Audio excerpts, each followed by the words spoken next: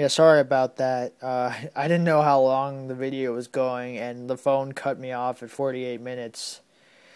So, yeah, I'll try to get through the remainder of my collection fast.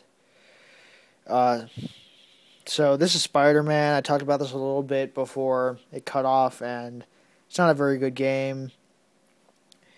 Um, has pretty much no redeeming qualities, and look, it's made by LJN. No wonder. Um, yeah, I won't waste your time by talking about this any further.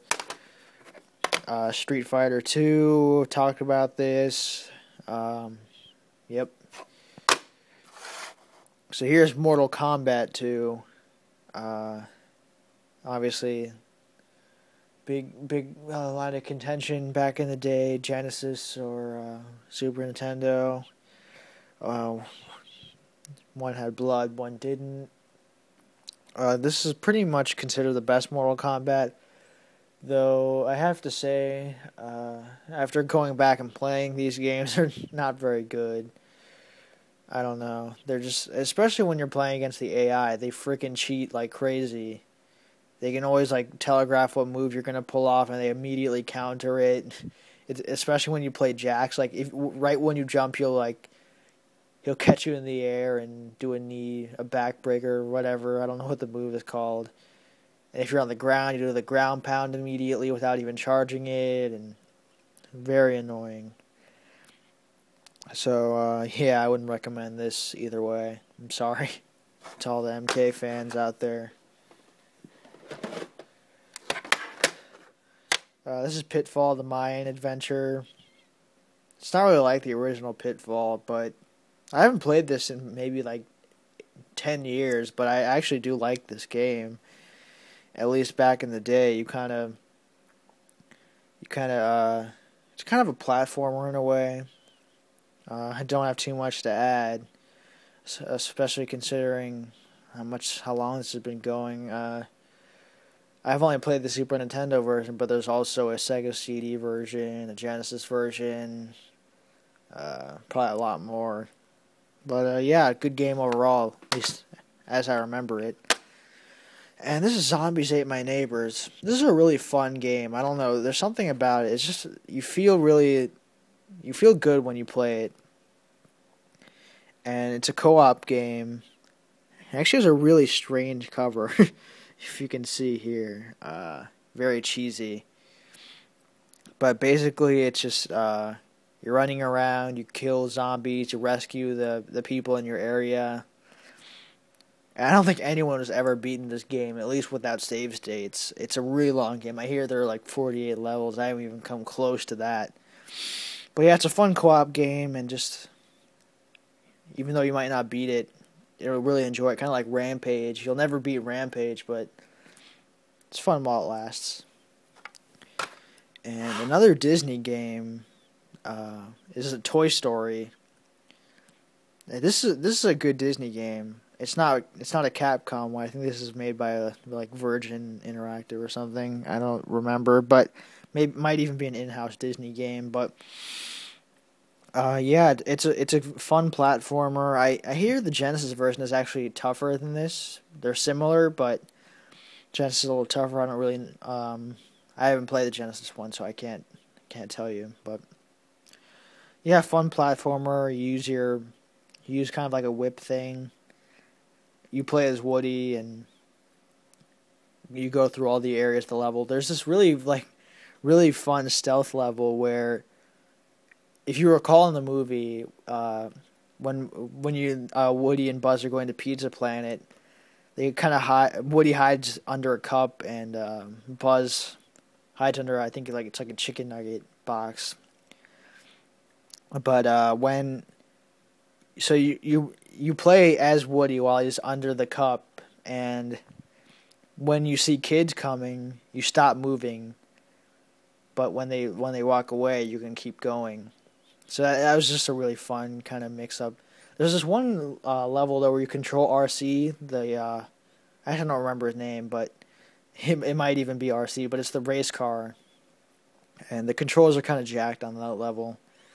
But It's kind of the level where you're supposed to knock Buzz out the window.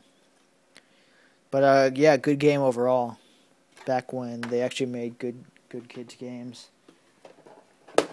And next up is Jurassic Park. Now, this game is terrible on the Super Nintendo, absolutely dreadful. And I remember hearing a lot of people saying, "Oh yeah, I love Jurassic Park on Genesis," and I assumed they were the same game back then. So I was like, "You're crazy. There's no way you can like this game." But then I found out that the Genesis version is completely different, and it actually involves dinosaurs, which this barely does at all. There aren't many cases where you run into dinosaurs. It's a lot of doing other crap. Well, I mean there are dinosaurs, but it's kind of minimal role that they play. But I'd avoid this one at all costs. And going into the home stretch here, let's see. Okay, Gradius 3. This is a really good game. I believe this is a launch title. Not that I got it at launch. I'll explain why in a bit. But basically, I played this at a daycare, and I thought it was really fun. So I asked my dad if I could have it for Christmas. I believe this was in like 94 or 95. Maybe 95. That sounds about right. But I remember we always used to check to see if they had it at Funkoland, and they never had it for some reason. And at Christmas I did end up getting it. I was really happy that day. That's probably one of the best Christmases ever. I even in like second grade when I got this game, yeah, I'm that young. We had to write about what we got for Christmas and write a riddle about it so they could guess. The kids could guess what I got. And I wrote about Gradius. And I should have known that nobody would have known what Gradius was. It's kind of a niche title, so I don't think anyone could guess my riddle. Looking back, that was a pretty stupid move on my part. But yeah, this is basically a side-scroller horizontal shooter. You can use the Konami code to get all the power-ups instantly. And one thing I like about this game on Super Nintendo is that it's slow. Like, the frame rate is pretty terrible. It doesn't run fast at all, which is a good thing because I played the PSP remake. Not remake, but it's a compilation that has all the Gradius games, and I played 3 for the first time, the arcade version. It's really hard. Like, I die all the time, but in this I didn't get through it pretty nicely, and it's really fun. So I guess you can call me a wimp, but whatever. I really like this game. Great music, too. And next up is actually the last game. I don't know why I'm reviewing this last. It's called Super Battleship. It's Battleship. I feel sorry for anyone who paid real money for this thing. I got this in like a lot with a few other Super Nintendo games. It's Battleship. I'm not even going to waste my breath on this one. I don't know where it is right now, but I also have Killer Instinct, and not really a fan of that one. I usually do love Rare games, and I also consider it a shame what Microsoft has done to Rare. They pretty much bastardized them, and they're dead to me almost. They're pretty much they pretty much make avatars and Kinect Sports and stuff like that. So that sucks. I mean, when you look back in the day, they used to be like a technological powerhouse. Their games looked amazing. Most of their games were really good. You can definitely tell they had a lot of fun making the games. If you play Banjo-Kazooie or Conker's Bad Fur Day, you can tell they had a lot of fun back then. I doubt anyone's having fun making Kinect Sports, so it's too bad. Anyway, I hope you enjoyed my really, really long Super Nintendo review videos. I don't know why they went so long. I guess I didn't want to talk too briefly about these games. I think Super Nintendo's a really great system.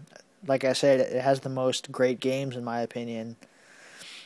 I don't know if I'd consider it my favorite though. It might be the N64 just because a lot of the best games on the N64 mean a lot more to me. Like Ocarina of Time, Majora's Mask, Conker's Bad Fur Day.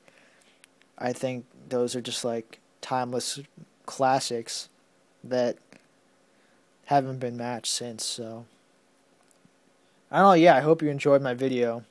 I don't know what I'll do next, but stay tuned. Peace out.